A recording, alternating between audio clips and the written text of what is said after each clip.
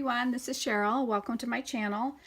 Today I would like to do a tutorial for you on how I have created some vintage quilt square washi tape. And I have purchased a lot of these. They're from like the early 1900s, and I have quite a few. You know, I've made journal covers and stuff with them, but I just wanted to come up with another way to use them. And I got quite a few designs, so I'll probably list some of these in my Etsy store. But I wanted to come up with another way to use them in my journals. And so I know washi tape is big and fabric washi, so I decided to figure out how I could turn these into washi. So let's get started. See, I created this one into washi tape. The reason why it was split is because I was using what I had in my supplies, and I used these labels for shipping out my Etsy orders, so it's split in the middle. So that's why I've cut this particular one in half. So, but what you need is some white labels. You can buy the sheet ones, and I did order some of those. And then some of the Heat Bond Ultra Hold. And this package on Amazon is only like less than $3. And this is what it looks like. It comes in a big sheet, so you can get a number of projects done with this. But what I would like to do, for starters, I would like to, I need a section that's big enough for this piece here. And actually, let's do this. So we'll just cut out what we need. Oops, it's shifted.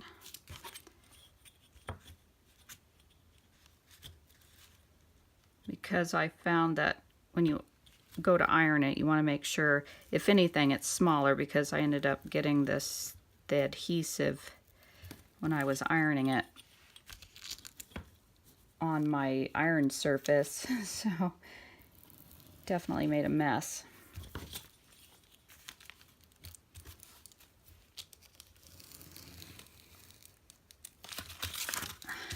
There we go. I will just cut this out real quick.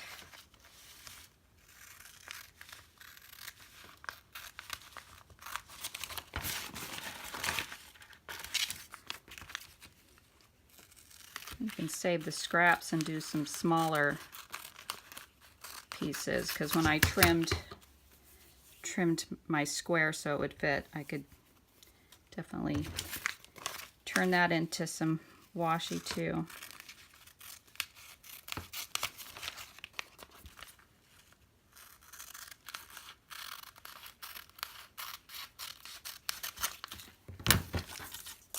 Alrighty. Well, for speeding the process up, what you want to do is make sure this shiny piece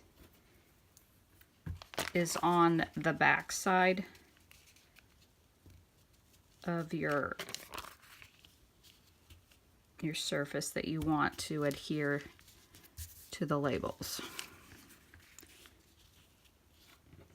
Like so. I have a feeling I'm going to still end up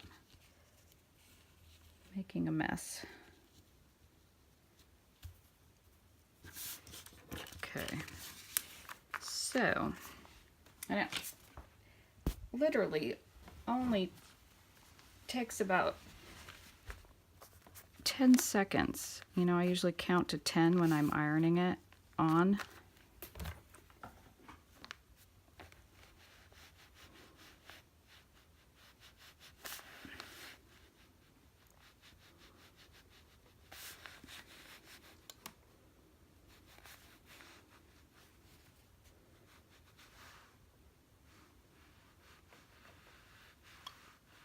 Just keep going over it.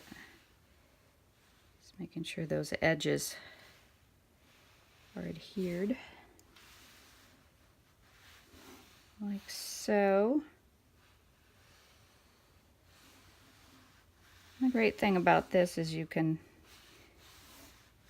make a bunch. I know, you know, we can all glue fabric to a page, but this is nice that you can just keep it in your supplies and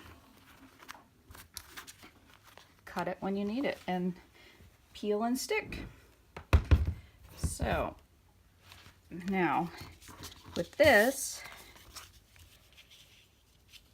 let's just trim this a little bit.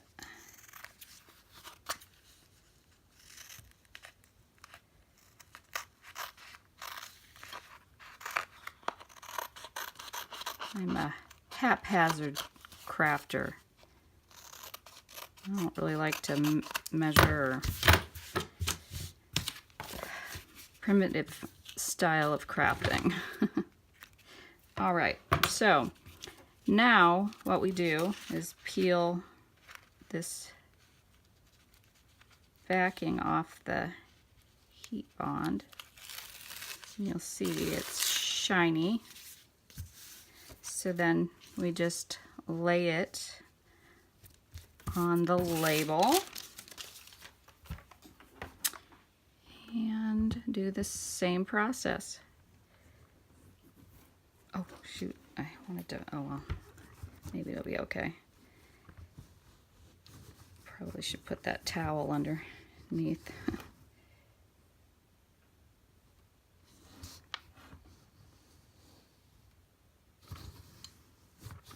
Make sure, like on these quilt squares, you know, you have your seams. What I do is just spend a little extra time on those areas to make sure it really sticks down. I just thought it would be kind of neat. You can cut different sections and put it on your pages, and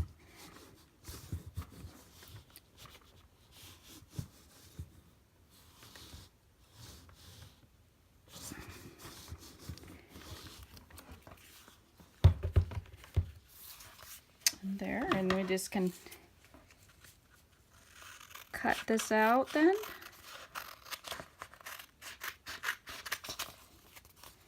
And you're ready to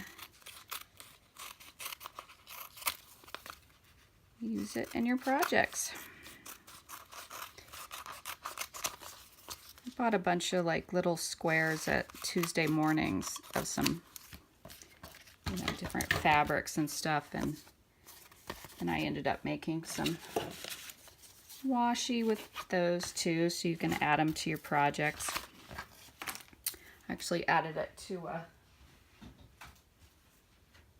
to some projects that I'm working, and I'm gonna have another video of these. I made 3 of them, but I just thought it kind of just added a nice little texture element to the project. But I really appreciate you all stopping in. If you have any questions, too, let me know. I know this is probably a quick confusing video, but that's the way I do things. But let's see, it just looks pretty on a page. Alrighty, you all have a good day, and I will see you again soon. Bye.